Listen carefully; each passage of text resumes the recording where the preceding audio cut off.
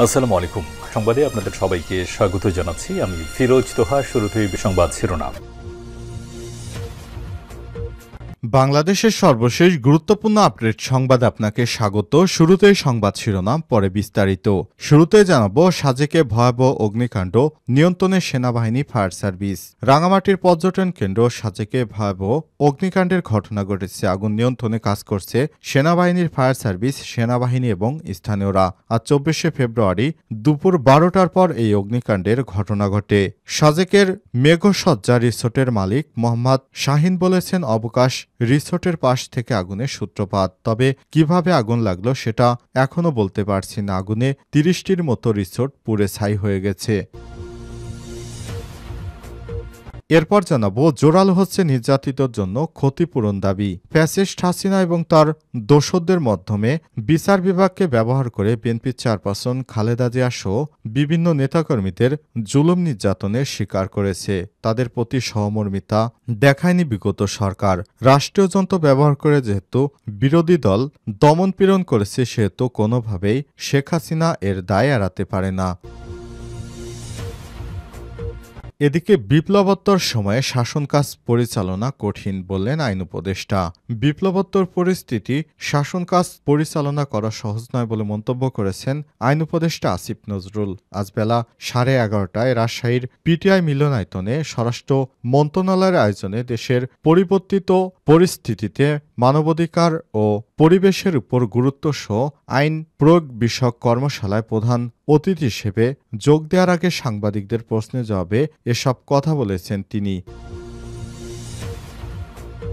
এবারে জানাবো, কক্সবাজারে বিমান বাহিনীর ঘাঁটিতে দুর্বৃত্তদের হামলা। কক্সবাজার বিমান বাহিনীর ঘাঁটিতে আতর্কিত হামলা চালিয়েছে দুর্বৃত্তরা।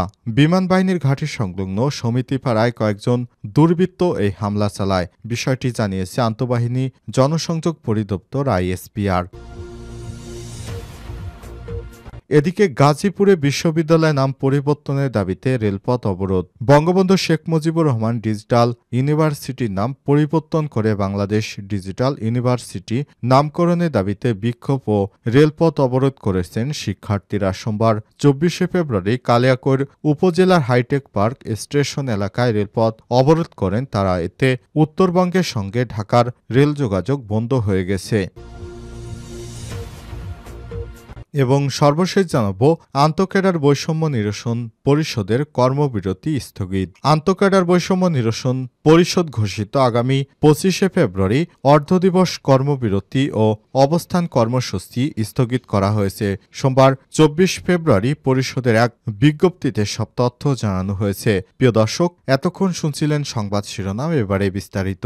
তবে তার আগে বন্ধুরা, অনুরোধ থাকবে সংবাদটিতে একটি লাইক দিন। এই চ্যানেলে আপনি নতুন হয়ে থাকলে আমাদের সংবাদটি দেখতে দেখতে চ্যানেলটি সাবস্ক্রাইব করে রাখুন। কমেন্ট করে বন্ধুরা আপনার মূল্যবান মতামত জানিয়ে দিন আপনি বিশ্বের কোন দেশ থেকে বা বাংলাদেশের কোন স্থান থেকে আমাদের সংবাদটি দেখছেন এবং শুনছেন। এবারে বিস্তারিত।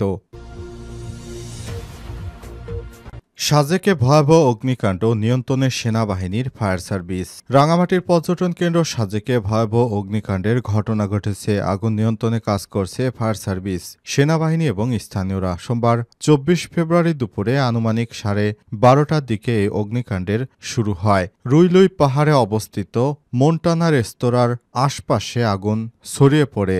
আগুন লাগার বিষয়টি গণমাধ্যমকে নিশ্চিত করেছেন বাঘাইছড়ি উপজেলা নির্বাহী কর্মকর্তা ইউএনও শিরিন আক্তার। সাজেকের মেঘসজ্জা রিসোর্টের মালিক শাহিন জানান, অবকাশ রিসোর্টের পাশ থেকে আগুনের সূত্রপাত। তবে কিভাবে আগুন লেগেছে সেটা বলতে পারছি না। আগুনে 30টির মতো রিসোর্ট পুড়ে গেছে। ব্যাপক ক্ষয়ক্ষতি হয়েছে সাজেকে। বিগত সময়ে সাজেকে আগুনের সংবাদ না পেলেও হঠাৎ করে সাজেকে অগ্নিকাণ্ডের সংবাদ পাওয়া যাচ্ছে।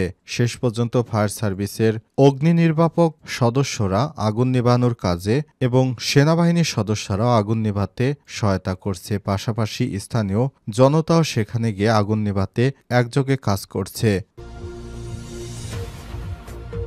জোরালো হচ্ছে নির্যাতিতদের জন্য ক্ষতিপূরণের দাবি। ফ্যাসিস্ট হাসিনা এবং তার দোসরদের মাধ্যমে বিচার বিভাগকে ব্যবহার করে বিএনপির চেয়ারপারসন বেগম খালেদা জিয়া সহ রাষ্ট্রের যেসব নাগরিক জুলুম নির্যাতনের শিকার হয়েছে তাদের প্রতি সহমর্মিতা দেখে বিচার বিভাগের পক্ষ থেকে ব্যবস্থা নেওয়া উচিত। এ ব্যাপারে উচ্চ আদালত অ্যামিকাস কিউরি নিয়োগ করে তাদের মতামত নিতে পারে। গতকাল বৃহস্পতিবার সকালে নির্বাচন কমিশন সংক্রান্ত এক মামলার শুনানিতে প্রধান বিচারপতি জ্যেষ্ঠ আইনজীবীদের কাছে জানতে চান বুধবার একটি মামলার প্রথম আপিল বিভাগের সামনে প্রশ্ন উঠানো হয়, খালেদা জিয়া যে প্রক্রিয়ায় সাজা দেওয়া হয়েছে তা বিচার বিভাগকে ব্যবহার করে দেওয়া হয়েছে, কাজেই এখন কোন প্রক্রিয়ায় তাকে ক্ষতিপূরণ দেওয়া হবে তা নিয়ে সিনিয়র আইনজীবীরাই বলুক। এই প্রসঙ্গে সুপ্রিম কোর্ট আইনজীবী সমিতির সভাপতি ও বিএনপির চেয়ারপারসনের উপদেষ্টা অ্যাডভোকেট মাহবুব উদ্দিন খোকন আমার দেশকে বলেছেন, ফ্যাসিস্ট হাসিনা তিনবারে প্রধানমন্ত্রী ও দেশের একজন সিনিয়র সিটিজেন। বেগম জিয়াকে গত ১৬ বছর মিথ্যা মামলা দিয়ে জেল জুলুম নির্যাতন করে আসছিল, এমনকি তাকে ন্যায্য চিকিৎসা থেকে বঞ্চিত করা হয়েছিল। এটি কোনো সভ্য দেশে হতে পারে না। রাষ্ট্রীয় যন্ত্র ব্যবহার করে যেহেতু এটি করা হয়েছে তাই রাষ্ট্রকে এর দায় নিতে হবে। বিপ্লবোত্তর সময়ে শাসন কাজ পরিচালনা কঠিন বললেন আইন উপদেষ্টা। বিপ্লবোত্তর পরিস্থিতিতে শাসন কাজ পরিচালনা করা সহজ নয় বলে মন্তব্য করেছেন আইন উপদেষ্টা আসিফ নজরুল। আজ বেলা 11:30টায় রাজশাহীর পিটিআই মিলনায়তনে স্বরাষ্ট্র মন্ত্রণালয়ের আয়োজনে দেশের পরিবর্তিত পরিস্থিতিতে মানবাধিকার ও পরিবেশের উপর গুরুত্বসহ আইন প্রয়োগ বিষয়ক কর্মশালায় প্রধান অতিথি হিসেবে যোগ দেওয়ার আগে সাংবাদিকদের প্রশ্নের জবাবে সব কথা বলেছেন তিনি। এ সময় তিনি আরও বলেছেন, আইন শৃঙ্খলা পরিস্থিতি নিয়ে আমাদের আত্মতুষ্টির সুযোগ নেই। মাঝে মাঝে ভালো হয়েছে, মাঝে মাঝে বেশি খারাপ হয়েছে। এর কারণ অন্তর্বর্তীকালীন সরকার ধ্বংসপ্রাপ্ত পুলিশ, বিচার বিভাগ ও প্রশাসন নিয়ে কাজ করছে। এছাড়াও পতিত ফ্যাসিস্ট শক্তির কিছু লোক পালিয়ে গেলেও বেশিরভাগই দেশে রয়ে গেছে। তাদের হাতে প্রচুর টাকা এবং বদ মতলব রয়েছে। সব মিলিয়ে পরিস্থিতি খারাপ হচ্ছে। আইন উপদেষ্টা আরও বলেছেন, আইন শৃঙ্খলা পরিস্থিতির ব্যর্থতা উত্তরণে সরকারের প্রচণ্ড তাড়না ও চেষ্টা রয়েছে। আমরা পরিস্থিতি উত্তরণের চেষ্টা করছি, নতুন নতুন উপায় নিয়ে ভাবছি।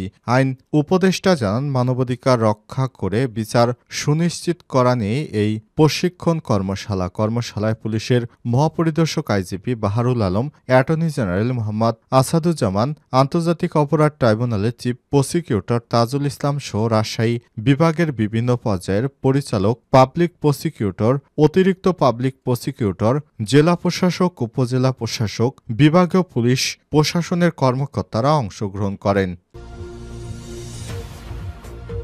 কক্সবাজার বিমান ঘাঁটিতে দুর্বৃত্তদের হামলা। কক্সবাজার বিমান ঘাঁটিতে আতর্কিত হামলা চালিয়েছে দুর্বৃত্তরা।